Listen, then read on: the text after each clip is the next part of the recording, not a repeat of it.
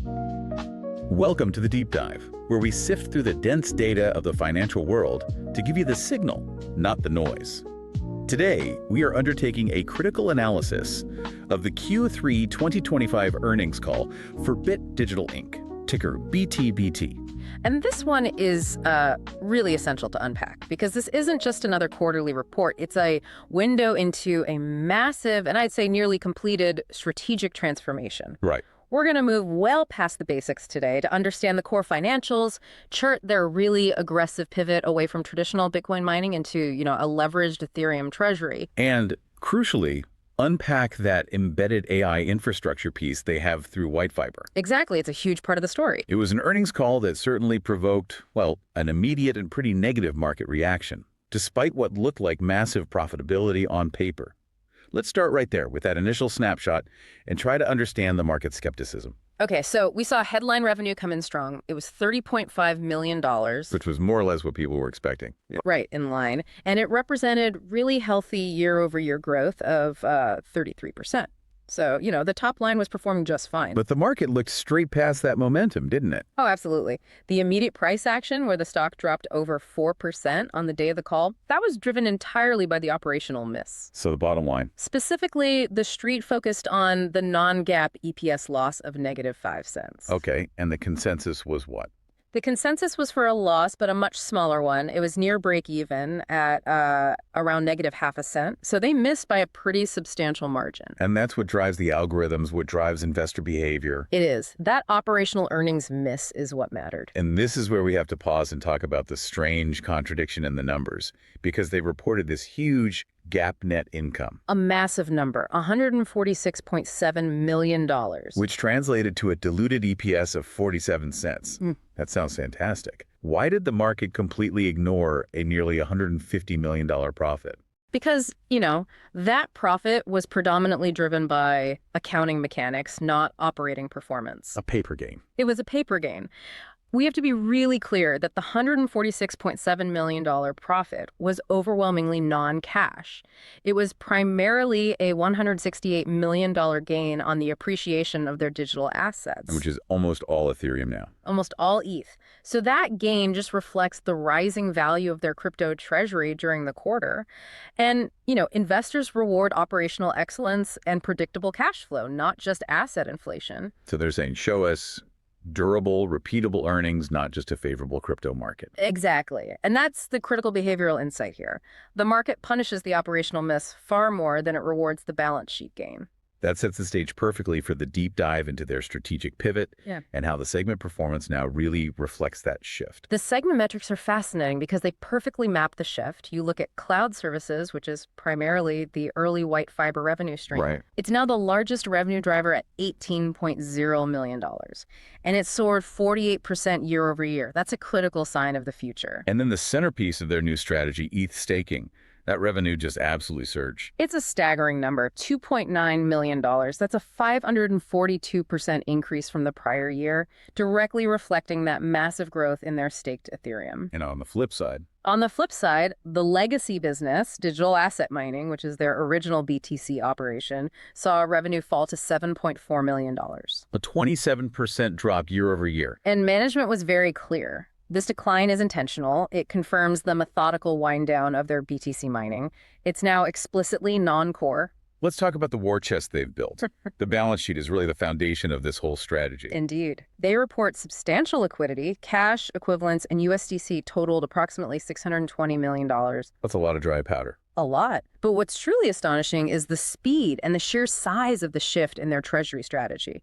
Total digital asset holdings were $423.7 million at quarter end, consisting, as we said, almost entirely of Ethereum. And the pace of that ETH accumulation is just relentless. It's phenomenal. They reported going from 30.7 thousand ETH on June 30th to 153.5 thousand ETH by October 31st. Wow. In just one quarter, basically. Essentially. And the majority of that, 132.5 thousand ETH, is already actively staked and generating yield. And this was all driven by a pretty aggressive and, I say, slightly controversial financial move. The convertible note offering.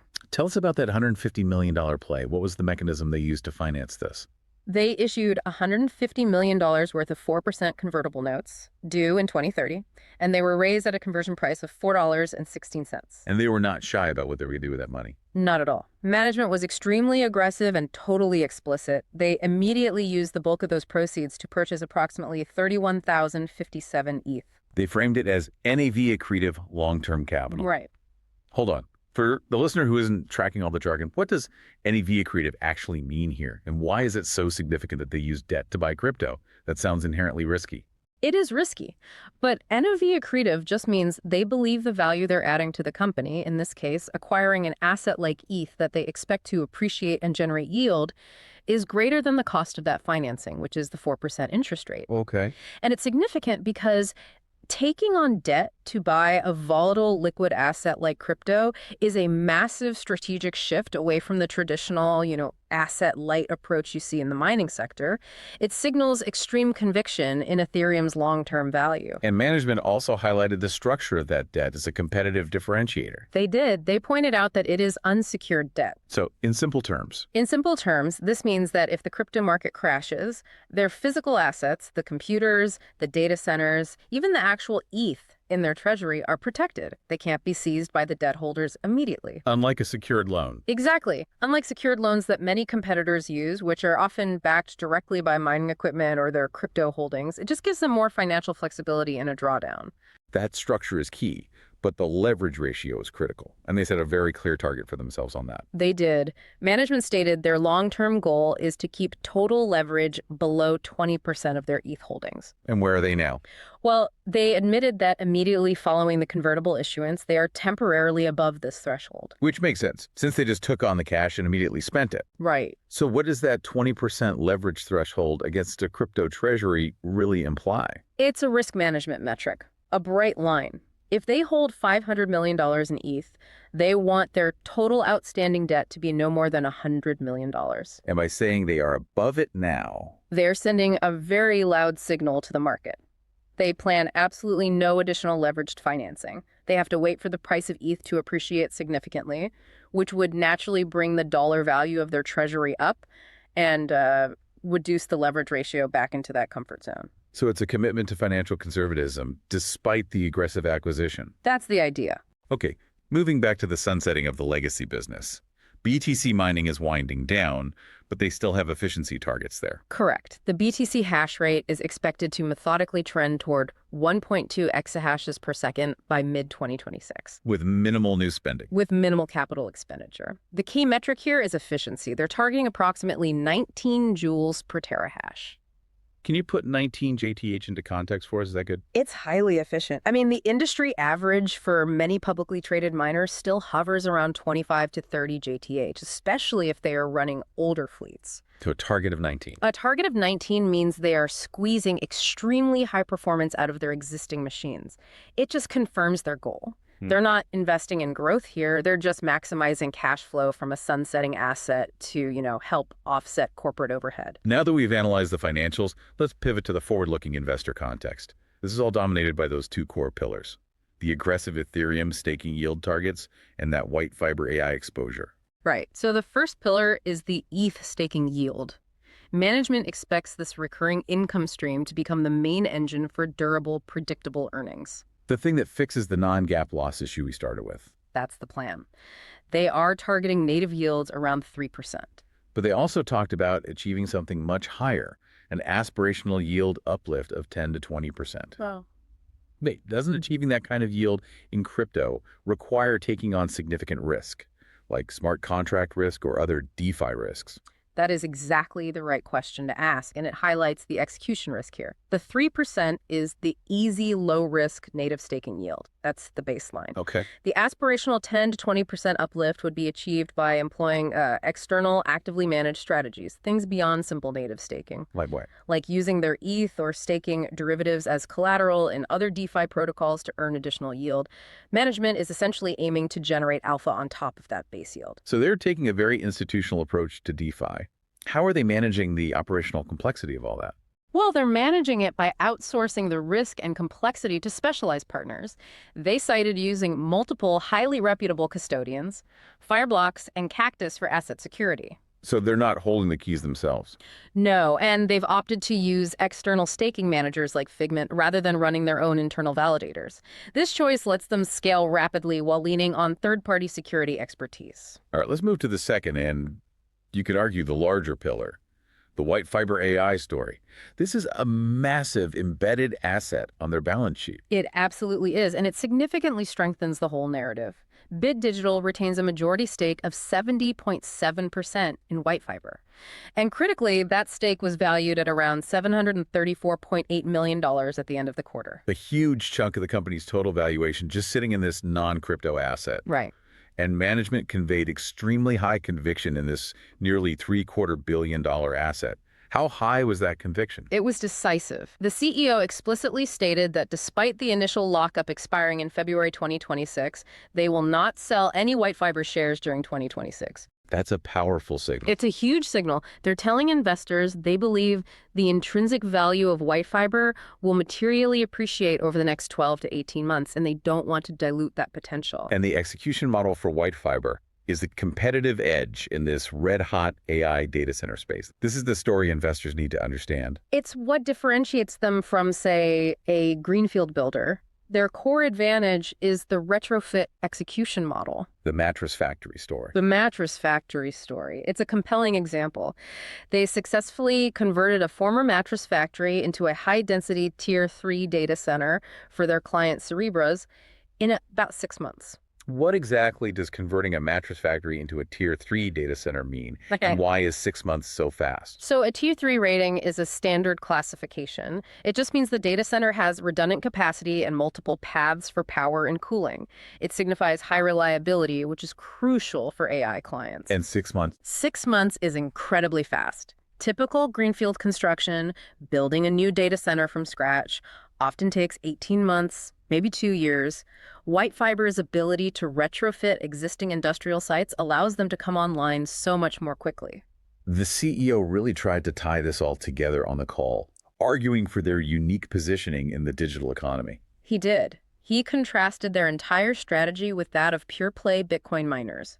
He argued specifically for choosing Ethereum, citing things like zero downtime, superior security, and importantly, clearer regulatory paths. Referencing things like the Clarity Act. Exactly.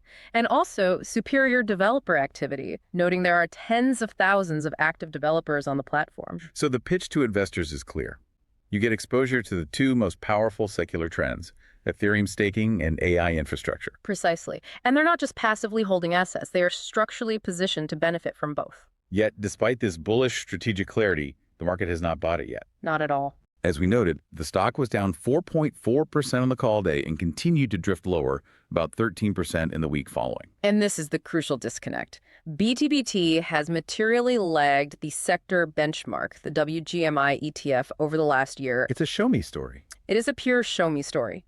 Investors are seeking proof of durable returns from this new hybrid model, not just leverage narratives. They need to see that staking yield materialize consistently, that $4 million plus quarterly revenue, and they need to see that WhiteFiber conviction convert into signed lease revenue. Okay, let's turn to our notorious final segment. This is not financial advice. Based purely on this tension between management's bullishness and market skepticism, we need a high-conviction, non-consensus trade idea. All right. Given the volatile context and the structural catalysts, we are pitching something we're calling the leveraged AI strangle. It's aggressive, but it's based on the two core assets they are now structurally long. Lay it out for us. How does the strangle work? So the premise is that the stock's weakness is rooted in temporary fear. It's the non-GAAP operational miss and that temporary spike in the leverage ratio. Okay. We know the company is structurally long ETH with over 150,000 ETH and structurally long AI with that huge WhiteFiber stake they've guaranteed to hold through 2026. So we want to capitalize on potential rapid appreciation while hedging the sector-wide weakness. That's it, exactly. The trade structure is this.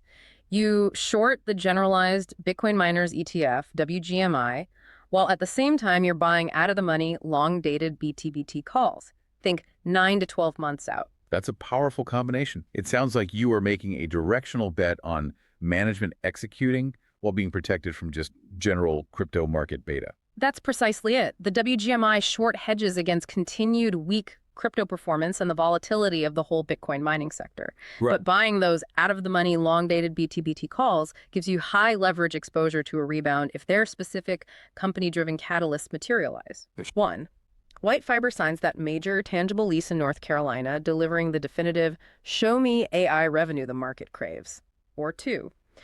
The massive staked ETH treasury starts contributing meaningful, recurring, and operationally clean staking revenue in Q4 2025 or Q1 2026. So this setup allows you to bypass the current fear and capitalize entirely on the hidden asset appreciation and eventual operational clarity. Exactly. It's a directional bet on the pivot while being insulated from the wider crypto tape. A fascinating analysis. And just a reminder, this is purely a discussion of market structure and catalyst potential. It is not a recommendation. Always conduct your own research. Absolutely. This is not financial advice.